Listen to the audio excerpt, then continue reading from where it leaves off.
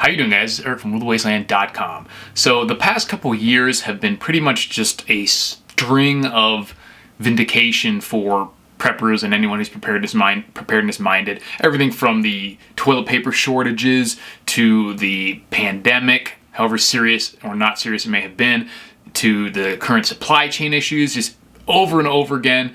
Anyone who does anything to be more prepared, food production stuff, economic issues, has just been vindicated over and over again repeatedly. And while that is comforting to some extent, like I said, it does vindicate a lot of what we've been doing over the years, it's also a bad sign because these things keep happening.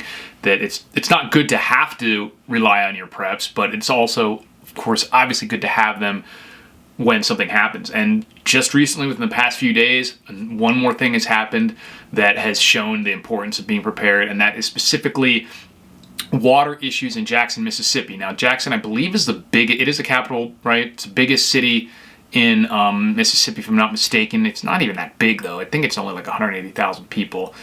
But it's still, this is a major city, obviously. It's the biggest city or one of the biggest cities, at least, in the state. And they now no longer can rely on municipal water. And for those people who may still be actually getting flow, the water's not safe because torrential flooding and combined with issues that they've already had with the municipal water system have resulted in a complete failure, basically, to where I've reported that they're not even able to flush a toilet in some areas, and now the city's even running out of bottled water. So obviously, if you're a prepper, water is one of the main things to focus on, and especially in an area like Mississippi, down in the southeast, water itself is plentiful. Obviously, these issues were related to torrential rain. Mississippi, any of those Gulf states, Alabama, Georgia, Florida, Louisiana, you're getting getting water is not the issue. It's getting it pure water, clean water, or getting it, municipally piped to you, so you don't have to carry it in buckets from somewhere. Because even though there's a lot of water in that area, if you're in a downtown apartment or something, you can't just walk out to a pond, even if you do have ways to purify that water. So, just goes to show you the important real world need for basic preparedness. This isn't a zombie apocalypse. This isn't a major economic collapse. This is a city, one of the biggest cities in the state, and people are having to worry about water, having clean water to drink, having water coming out of the faucet. It shows you what just basic water storage, having a few dozen gallons on hand, having a filter. I recommend just a basic gravity filter like a Big Berkey. They are the easiest to use, the easiest to switch to. All you really have to do is get water, dump it in there, and then you can go from there. There's tons of options, obviously, otherwise. You can have purification methods, like here I have some calcium hypochlorite. I've done videos on that before. You can use household bleach. You can use stuff like SteriPens and UV light sterilization. You can use filters like Catadines, and I think MRI is another one that you just pump through.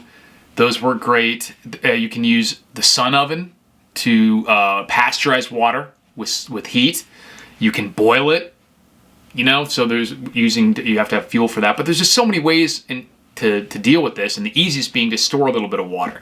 So I have different tiers, of water. I have a small amount of commercially bottled water that I can just get to right away. Any interruption, just crack open, you have water right there. It's already pure, whatever.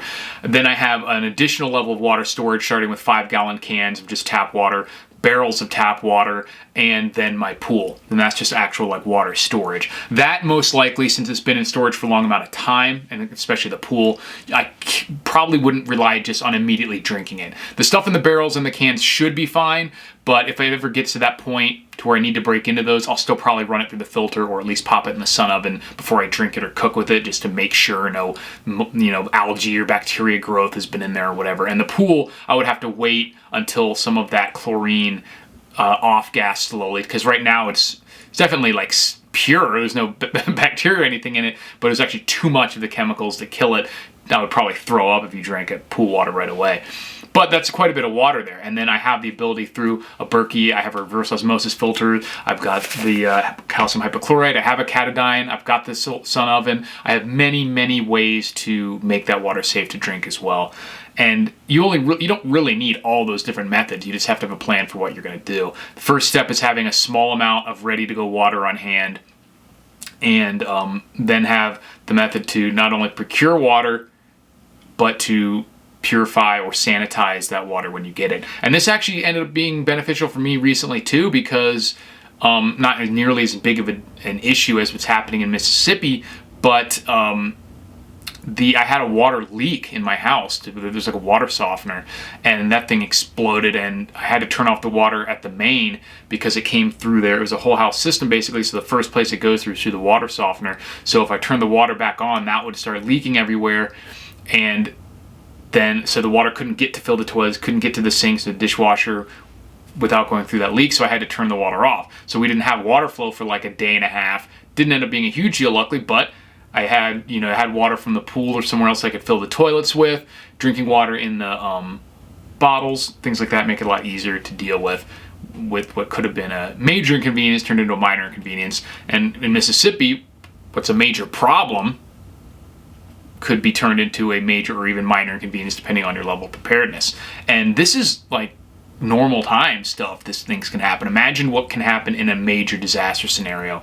So definitely one of the major things you need to get is some water storage and some way to filter it. Like I said, the easiest, simplest way, it's not necessarily the cheapest, is one of the Berkey style filters. I'll put a link in the description because they're just so easy to use, they work so well, and they can just sit there on your shelf until you're ready to use them. Whereas even things like the chemicals, they have a shelf life, things like that. But these ceramic filters and things like the Berkey are just the best bet for just having it ready to go and just being able to transition to it so quickly. You can literally just grab it off the shelf, put it down, pour the potentially unsafe water in it. In a few minutes, you have drinking water.